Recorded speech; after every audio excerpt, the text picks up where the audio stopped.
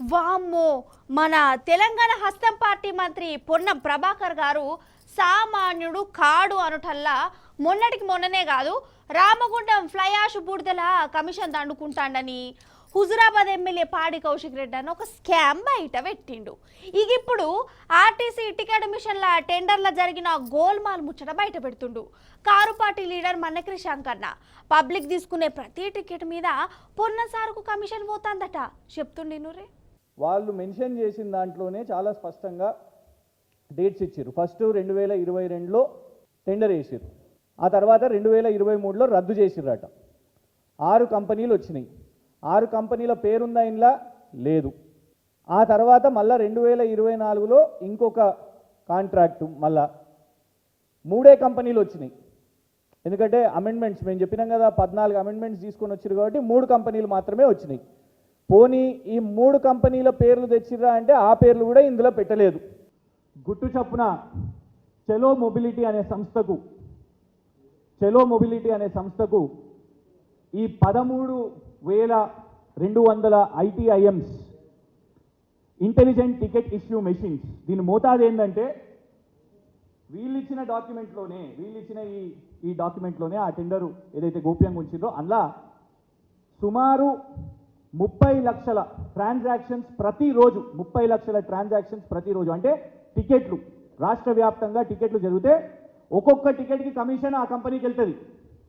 ఇక్కడ ప్రయాణికుడు ఒక టికెట్ చేసుకుంటే ఆ టికెట్కి కమిషన్ ఈ ఫలానా కంపెనీకి వస్తుంది.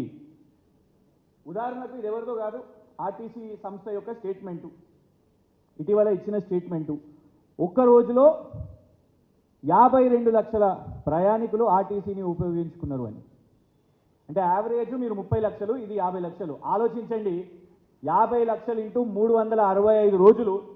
అండ్ ఈ టెండర్ యొక్క ఈ కాంట్రాక్ట్ యొక్క మొత్తం టర్మ్ పీరియడ్ 5 సంవత్సరాలు.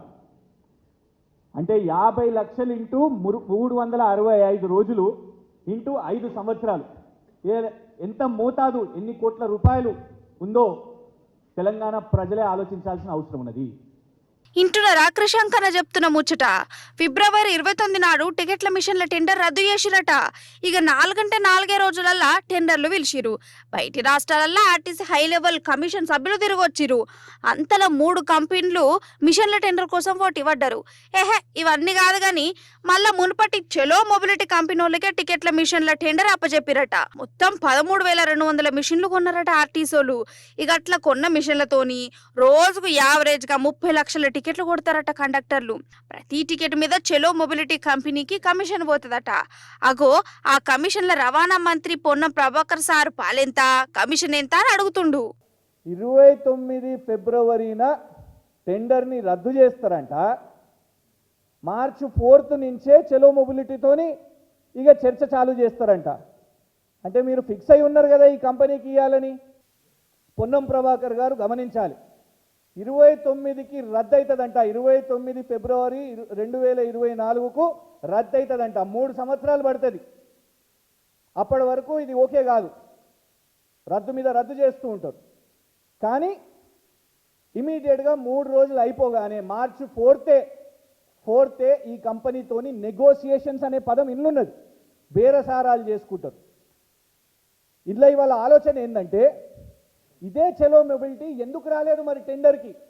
ఇది ఎందుకు టెండర్లో ఇంత గొప్ప కంపెనీ అయ్యుంటే ఇది ఒకటే కంపెనీకే ఈ ప్రొఫిషియన్సీ, ఇతర రాష్ట్రాల్లో అసలు ఈ దేశంలోనే ఏ కంపెనీ లేదనంటే ఆ వచ్చిన 6 కంపెనీలు ఒక కాంట్రాక్ట్లో ఇంకో 3 కంపెనీలు వాటికి ఎవరికి కూడా టెక్నికల్ లేదు అని అంటే ఈ ఒక్క కంపెనీ మరి ఎందుకు పాల్గొనలేదు? ఇక్కడ ఇంకొక ప్రశ్న కూడా వస్తుంది.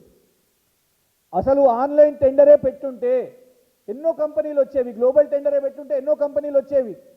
కంపెనీలు ఇట్లా ఆఫ్లైన్లో పెట్టిరు కాబట్టే, డైరెక్ట్గా నెగోసియేషన్స్ చేసిరు కాబట్టే అక్రాస్ ద టేబుల్ మాట్లాడొద్దు అని అనుకునే కంపెనీలు వాళ్ళ పాల్గొనలేదు కావచ్చు. కరెక్టే కదా మరి. 4 రోజులలో దేశమంతా ఎట్లా తిరిగొస్తారు? వేరే కంపెనీలను కాదని ఈ కంపెనీకి ఎట్లా మళ్ళిస్తారు? అనేది క్రిషాంక్ అన్న దొరకబట్టిన కీ పాయింట్. కానీ అంత కొడితే 6 నెలలన్నా కాలేదు.